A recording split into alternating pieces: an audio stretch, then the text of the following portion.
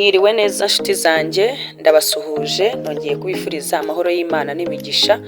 Uyu munsi nanone muri kumwe na Arisho AI TV Show, n'ubundi nje kubabwira amazina atandatu, harimo atatu y'abakobwa ndetse n'atatu y'abahungu.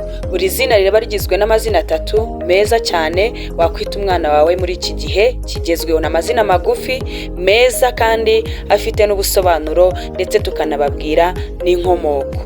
Rero ndabinginze mukurikirane video yose kugeza ku musozo kugira ngo uze kumenya izina wakwita umwana wawe mu gihe bibaye ngombwa ko ushaka izina ntibikakugore. Rwose turahari ngo tubafashe, kandi ndabona aho gusubiza n'umukunzi wanjye wansabye izina ashobora kwita umwana w'umukobwa wakurikira imfura, ndetse akaba ari izina naryo ryiza rihuye n'iry'umwana wa mbere uko yamwise. Rero mwese ndabakunda cyane, ntihagire n'umwe usigara atumvishe ayo mazina.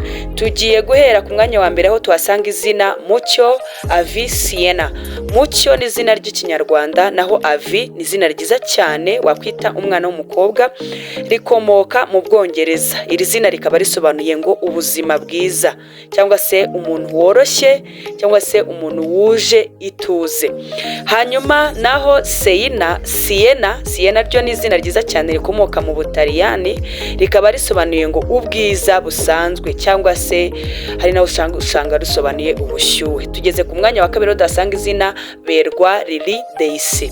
Berwa ni izina ry'ikinyarwanda, naho Lily ni izina ryiza cyane wakwita umwana w'umukobwa, rifite aho rihuriye n'ururabo, rikaba risobanuye ngo ubusugi. Hari aho ushobora kurisanga risobanuye ngo ubuziranenge, cyangwa se ubwiza n'umutima mwiza.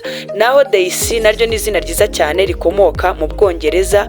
Iri zina rikaba risobanuye ngo ibyishimo, cyangwa se umuntu uri innocence. Twagiye ku mwanya wa gatatu. Aya ni amazina y'abakobwa narimo mbabwira, aho tuhasanga izina Kundwa Willow Anne. Kundwa ni izina ry'ikinyarwanda, naho Willow ni izina ryiza cyane rikomoka mu Bongereza, aho dusanga rivuga ngo izina ry'igiti, rikaba risobanuye ngo ubwitonzi. Naho Anne ni izina ryiza cyane rikomoka mu Baheburayo. Iri zina rikaba risobanuye ngo ubumuntu, cyangwa se umugisha, cyangwa ubwiza. Aya ni amazina atatu y'abakobwa nari ndimo mbabwira. Ku mwanya wa mbere twasanze izina rya mbere ryitwa Mucyo Avi Sienna. Ku mwanya wa kabiri tuhasanga Berwa Lily Daisy. Ku mwanya wa gatatu tuhasanga Kundwa Willow Anne. Yari amazina y'abakobwa nibo mbabwira aho ngaho. Tugiye gukomeza rero mbabwiraho n'amazina y'abahungu atatu nayo ajyanye. Ku mwanya wa kane turasanga izina Rwema Evelyn Kiani. Rwema Evelyn Kiani ni izina ryiza cyane wakwita umwana w'umuhungu. Rwema ni izina ry'ikinyarwanda, naho Evelyn ni izina ryiza rituruka muri Turishiya, rikaba risobanuye ngo isi yose. Naho Kiani ni izina ryiza cyane rikomoka muri Irish, ari naho ushobora gusanga inkomoko muri Persia, rikaba risobanuye ngo umwami, cyangwa se Grace, cyangwa Noble.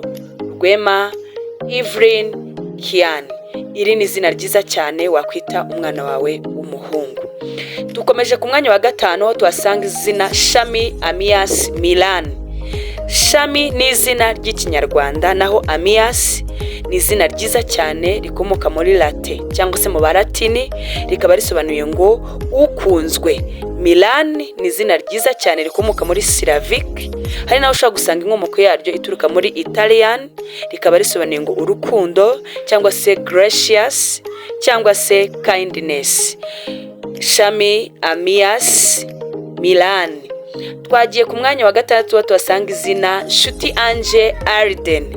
Nshuti Ange Arden ni izina ryiza wakwita umwana wawe w'umuhungu. Nshuti ni izina ry'ikinyarwanda, naho Ange abantu bose bararizi.